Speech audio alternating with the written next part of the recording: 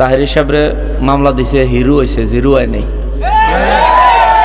আলাউদ্দিন জিহাদের মামলা দিছে, হিরো হয়েছে, জিরো হয় নাই। তোমরা ওখানে বিশ্রাই বেড়ি করে ধীরে ধীরে আমরা মামলা দাও। তোকে হুজুরকে খবর রাখস নি রে সোর। তোকে হুজুরা দুই বাচ্চা লইয়া এই বেটা রানিং বেটাকে বউ লইয়া বাগায় লইয়া যাস গা।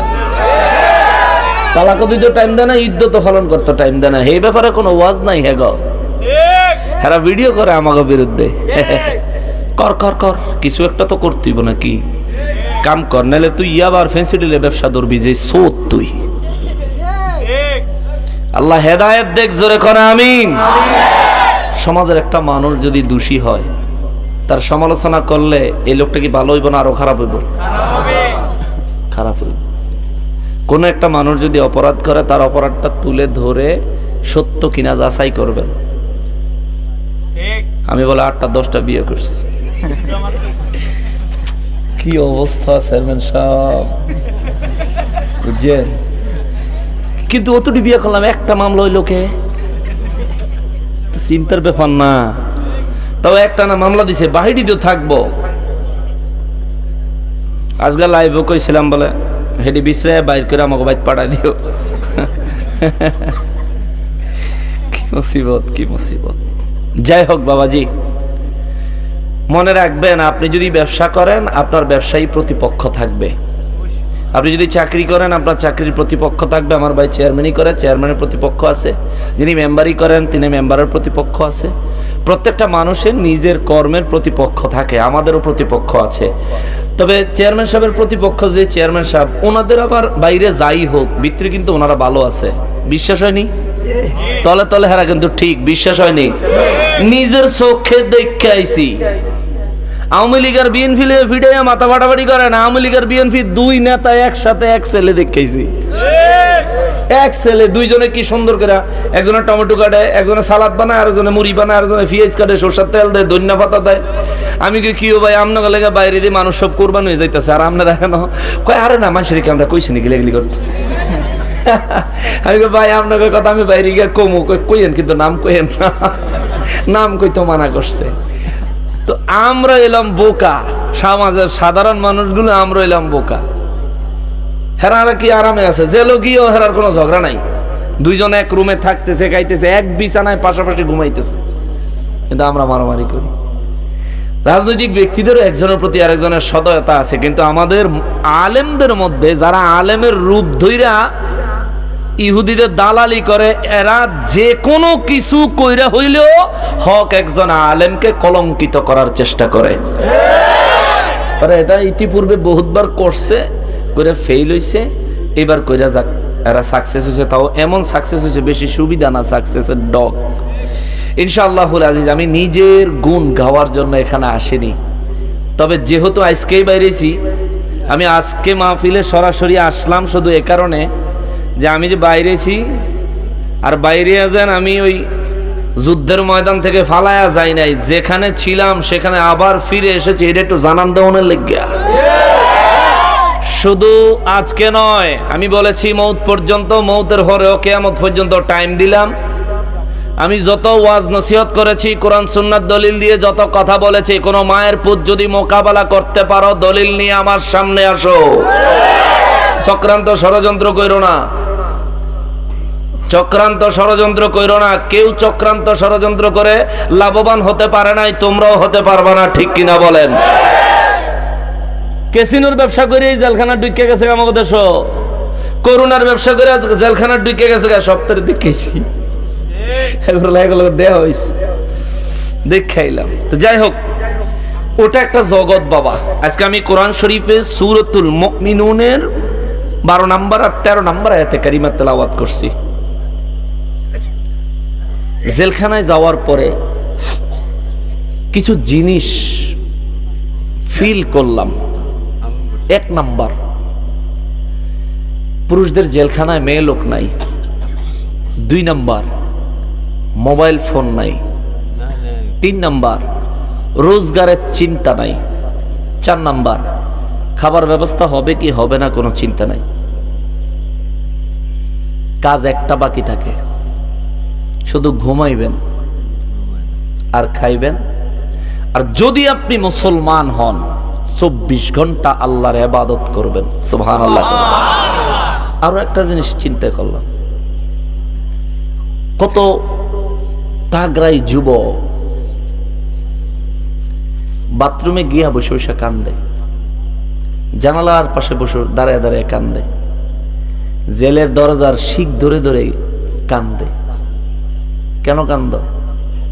বলে হুজুর বিবি নাই, সন্তান নাই, কেউরে দেখি না, কারো কাছে যাইতে পারি না, চাইলে একটু ফোনে কথাও বলতে পারি না। আমি বললাম ভাই এটা দুনিয়ার জাহান্নাম, চাইলে এখান থেকে কেউ তোমার জামিন করাইতে পারবো, কিন্তু আখেরাতে একটা জাহান্নাম আছে রে। এখানে তো কেউ মারে না, সময়মতো খাবার দিয়ে যায়, কিন্তু ওখানে মাইর হবে, আযাব হবে, আগুন জ্বলবে। কোরআন সুন্নাহ বলে একটা মানুষের দেহ প্রতিদিন 5 বার ধ্বংস হইব, আবার 5 বার নতুন করে তৈরি হইব, কিন্তু মানুষ মরতো না, কষ্ট পাইব। আল্লাহু আকবার।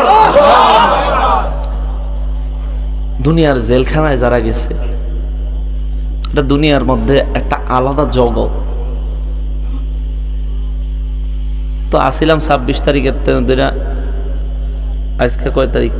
17 তারিখ। মোটামুটি 18 দিন ছিলাম। তার মধ্যে আমরা ওখানে একটু কোরআন শরীফ তেলাওয়াত শিখানোর ব্যবস্থা করছিলাম, আগের থেকেই ব্যবস্থা ছিল, আমিও সাথে যাই একটু যোগ হইছিলাম। তো আলহামদুলিল্লাহ গত শনিবারও 156 জন বয়স্ক মানুষ, 156 জন কোরআন শরীফের সবক নিছে। তার মধ্যে প্রতিদিন মাগরিবের নামাজের পর বয়ান, আর মেরাজের রাইতে গত বৃহস্পতিবার রাত্রে গেছে, মেরাজের রাত্রে হেন পোলাও অর্থাৎ তাবারুক করছি, এদিকে জিলাপিও করছি, আবার এদিকে পোলাও কর্মাও করছি, কইরা সুন্দর করে ওয়ার্ডের ভিতরে মাহফিল করছি, বয়ান করছি, সব লোকজন লইয়া বয়ান কইরা এরপর আমরা তাবারুকও খাইছি। পরের দিন শুক্রবারে আমরা 90 জন রোজা রাখছি। তো আমি যদি 10 কোটি টাকাও খরচ করি, 1 মিনিটের লেগে ভিতরে ঢুকানো সম্ভব না। যে আমি একটু ভিতরে ঢুকে খালি দেখাই, এরপর 1 মিনিট সম্ভব না। কিন্তু একটা উসিলায় আল্লাহ কবুল করছে, গেছি। যে কিছু মানুষের যতটুকু উপকার আমি গুনাহগারের দ্বারা সম্ভব হয়েছে কইরা আইছে। যদি আরো কিছুদিন থাকতাম আরো কিছু করে আসতে পারতাম। আসার সময় চতুর্দিক দিয়া লোকজন ধইরা মানে একেবারে আত্মার মানুষগুলো চলে গেলে যেভাবে আমাদের কান্না আসে, সবাই কান্নাকাটি শুরু করছে। মুসলমান, জেলখানার অভিজ্ঞতা থেকে একটা কথা বলি, জাহান্নামকে ভয় করেন, আল্লাহকে ভয় করেন। দুনিয়ায় আপনার আত্মীয় স্বজন বাইরে জামিন করানোর জন্য চেষ্টা করে, আত্মীয় স্বজন কিন্তু জামিন করতে পারে না। একজন ব্যক্তি জামিন করাইতে পারে, তিনি হলেন উকিল। তিনি কে? উকিলে জামিন চাইলে ম্যাজিস্ট্রেট জামিন দেয়। বাবারে, আমরা সুন্নিরা এই কথাটাই কই, নবী চিহ্ন তোমার বাপ দাদায়, তোমার বড় হুজুরে তোমারে বাঁচাইতো না রে। বাঁচাইতে যদি পারে একজন উকিল কাজে লাগবেন, তিনি রহমাতুল্লিল আলামিন, যিনি আরজি করা মাত্র তোমার জামিন মঞ্জুর। সুন্নিরা এই কথাটাই সব সময় বলে, এই কথাটাই বলে। আর ওহাবিরা কত ধরনের বাহাদুরি করে, আসেন, আমাদের বাহাদুরি কিচ্ছু নাই। আল্লাহ বলেন সূরাতুল মুমিনুনের 12 নম্বর আয়াতে, বিসমিল্লাহির রহমানির রহিম, وَلَقَدْ خَلَقْنَا الْإِنسَانَ مِنْ سُلَالَةٍ مِنْ طِينٍ। জবান খুলে পড়েন সুবহানাল্লাহ।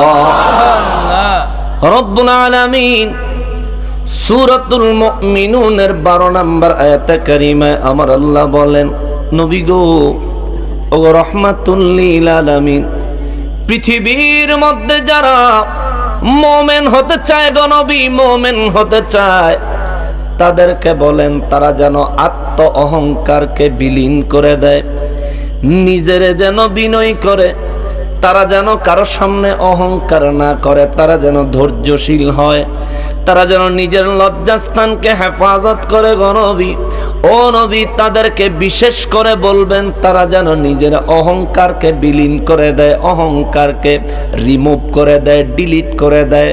আল্লাহ গো ও রব্বুল আলামিন, আমার উম্মত অহংকার ছেড়ে দিবে, তার কারণ কি? আল্লাহ বলেন, ওয়ালাকাদ খালাকনাল ইনসানা মিন সুলালাতিম মিন তিন। আপনার উম্মতের আমি রব্বুল আলামিনের সৃষ্টি আদম নবী থেকে শুরু করে আপনি নবী পর্যন্ত, আপনি নবী থেকে শুরু করে কিয়ামত পর্যন্ত যত ধর্মের মানুষ আসছে, এখন আছে, ভবিষ্যতে আসবে, সব মানুষদের জন্য জানায়া দেন আমি আল্লাহ ইনসান সৃষ্টি করেছি, ইনসান সৃষ্টি করেছি মিন সুলালাতিম মিন তিন, মাটির উপাদান দিয়ে। সুবহানাল্লাহ, মাটি দিয়ে না, মাটির উপাদান দিয়ে। কি বানাইছেন? কথা কন, কি বানাইছেন? মানুষ বানাইছেন। এখানে কোরআন শরীফে আল্লাহ মানুষের ইনসান বলেছেন। সুবহানাল্লাহ। কি বলছেন? সবাই বলতে হবে, কি বলছেন? এখানে ঈমানের কথা আছে রে বাবা, আকীদার কথা আছে। জেলখানার ভিতরে সূরা মুমিনুনের প্রথম থেকে শুরু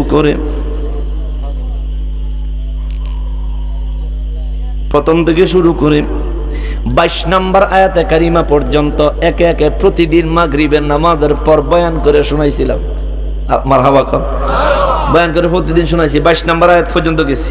এই কারণে আসার সময় খুব বেশি কাঁদছে তারা, হুজুর আপনি চলে যান, আমরা দোয়া করি এই বিপদে না থাকেন, কিন্তু হুজুর যদি আপনি থাকতেন আমরা মনে হয় আরো কিছু শিখতে পারতাম। তো আমার মাথার টুপিটা ছিল একটা ফাগড়ি বান্ধনের টুপি, সেটা দিয়েছি একজন পছন্দ করছে, হুজুর আপনার টুপিটা সুন্দর, তারা দিয়েছি। তো বাবারে একটু শোনেন না, আল্লাহ কয় বান্দা আমি ইনসান বানাইছি, ইনসান, বাশার বলে নাই। রব্বুল আলামিন বলেন, ওয়ালাকাদ খালাকনাল ইনসানা মিন সুলালাতিম মিন তিন।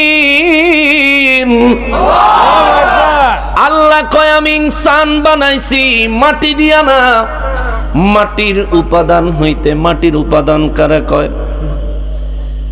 আলু গাছে আলু হয়, আলু হলো উপাদান।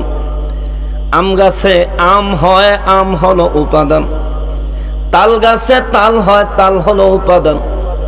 আপেল গাছে আপেল হয়, আপেল হলো উপাদান। তরকারির যে কোনো গাছে তরকারি হয়, এটা হলো উপাদান। আল্লাহ কয় আমি তোরে মাটি দিয়া বানাইছি তা না, মাটির থেকে উৎপন্ন হওয়া, উৎপন্ন করা উপাদান দিয়ে আমি আল্লাহ তোদেরকে বানাইছি। কেমনে বানাইছে বিস্তারিত বর্ণনাটাও আল্লাহ বার সামনে বলে দিছে। জোরে বলেন সুবহানাল্লাহ। কিন্তু কালকে সকালে দেখবেন রে বাবা, এই মুরাদনগরের যেই ওয়াহাবীরা আমার আজকের বয়ানটা শুনবে, তারা কইব নকশবন্দি সাহেব জীবন বড় ওয়াজ করছে, নবীরে আল্লাহ নূর দিয়া বানাইছে। আজকে দলিল দিয়া গেছে মানুষ বানাইছে মাটির উপাদান দিয়া, তাইলে নবীরে তো মাটি দিয়া বানাইছে না রে বাবা, না না না। এখানে আল্লাহ নবীর কথা কয় নাই, কইছে ইনসান, বাশার কয় নাই। তারা কইব ইনসান মানে মানুষ, নবী তো মানুষ না। তোর এই কথা মানি না, কারণ কোরআন শরীফের কোন জায়গায় আল্লাহ নবীর ইনসান কইয়া মানুষ কয় নাই, বরং আল্লাহ কইছে কুল ইন্নামা আনা বাশারুম মিসলুকুম, বলেন আমি তোমাদের মতো বাশার। বাশার মানে আমি দেখতে তোমাদের মতো, হাকিকতে তোমাদের মতো না।